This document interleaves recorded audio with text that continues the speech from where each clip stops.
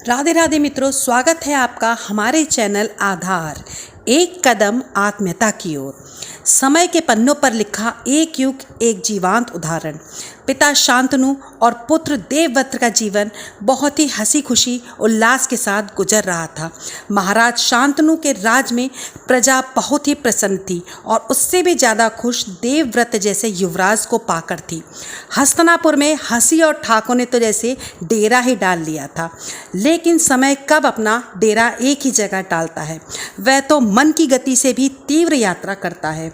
आज देवव्रत पूर्ण रूप से युवा व अपने पिता दादा परदादाओं के आशीर्वाद से राज्य का कार्यभार अच्छे से संभाल रहे थे कि पिता व पुत्र को अपने सेनापति व सेना के साथ राज्य की सीमाओं तक विहार पर जाना था कि कहीं राज्य में कदापि कोई दुखी ना हो, कोई वंचित ना हो। महाराज का रथ आगे आगे व पुत्र का रथ उनके पीछे पीछे अनुसरण करते हुए चल रहे थे कि सहसा ही महाराज ने यूं ही सारथी को अपना रथ रोकने को कहा। महाराज की आज्ञा पाकर सारथी ने रथ रोक दिया और महाराज रथ से नीचे उतर गए। सामने ही तट पर एक बेहद सुंदर कन्या बैठी हुई थी। महाराज से ने उनसे यहाँ एकांत में बैठे होने का कारण पूछा, जिस पर उस सुंदर कन्या ने बताया, मैं तो यहाँ आने वाले यात्री को एक तट से दूसरे तट तक पहुँचाती हूँ। सामने नदी में ही मेरी नाव खड़ी है। महाराज ने मुस्कुराते हुए नौका विहार की इच्छा जताई। जल विहार करते हुए महाराज ने उस देवी का नाम पूछा, जिस पर उन्होंने अपना नाम सत्यवती बताया। पिता का नाम देशराज बताया कि महाराज ने सत्यवती के चेहरे के भाव पढ़कर उनसे अपने विवाह की इच्छा जताई व उनके पिता से मिलने की आज्ञा मानी। आज्ञा पाकर रात्रि को ही सत्यवती के पिता से मिलने, देशराज से मिलने महाराज उनकी कुटिया में जाते हैं और अपने आने का प्रयोजन बताते हैं। देशराज महाराज शांतनु को अपनी कुटिया में देख तनिक भी हैरान नहीं हुए, अपितु बोले, मुझे तो सत्यवती की जन्म नक्षत्र को देखकर पहले से ही पता था कि मेरी पुत्री के भाग्य में राज्य सुख है। यह सुनकर महाराज शांतनु प्रसन्नचित्त से उनके वचनों को स्वीकार करते हैं। परंतु महाराज, यह विवाह इतना भी निम्न नहीं। राजन, इसकी आपको कीमत देनी होगी। राजा शांतनु एकाएक देशराज के बदलते स्वरों का मतलब समझने की कोशिश करते हैं।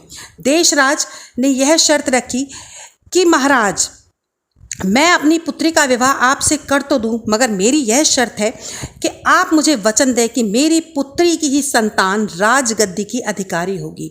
अब महाराज शांतनु को तो जैसे हजारों नागों ने डस लिया हो। महाराज के कंठ से एक चीख सी बाहर आती है और क्रोधित महाराज शांतनु देशराज को आदेश देते हैं कि आप अपनी वाणी को यहीं विराम दें, और कहकर बाहर निकल आते हैं। साथ ही यह बताते हैं कि मैंने अपना युवराज घोषित कर दिया है, मेरा युवराज गंगा पुत्र देवव्रत ही बनेगा। और यह कहकर क्रोध और भारी मन का भार ले महाराज सारथी को रथ आगे बढ़ाने को कहते हैं। उधर सत्यवती महाराज शांतनु को मन ही मन अपना वर चुन चुकी थी कि पिता देशराज ने सत्यवती को धीरज बंधाते हुए कहा, तुम्हारे भाग्य की रेखाएं इतनी प्रबल हैं पुत्री कि काल को भी अपना निर्णय बदलना पड़ेगा। और वही हुआ। पिता की उदासीनता, भोजन का यूं त्याग देना, यूं आधी रात के पहर सहसा ही बाहर उठकर घूमने निकलने चले जाना देवव्रत को तीर की भांति छाती में चुभ रहा था कि देवव्रत ने सारथी को अपने कक्ष में बुलाया और अपनी शक्ति का हवाला देते हुए कहा कि तुम्हें मेरी आज्ञा है और इस आज्ञा का पालन करना होगा। सारा सत्य मुझे बताओ, तुम पिताजी को लेकर कहाँ जाते हो? सारे दिन पिताजी कहाँ होते हैं? मामूली सा सारथी जरा से क्रोध की अग्नि के आगे मोम की भांति पिघल गया और सब कुछ कह डाला। आधी रात को ही देवव्रत सारथी को ले सत्यवती के घर पहुंचे व उनसे कन्यादान ना करने का कारण पूछते हैं। तब देशराज सारी स्थिति से देवव्रत को अवगत कराते हैं।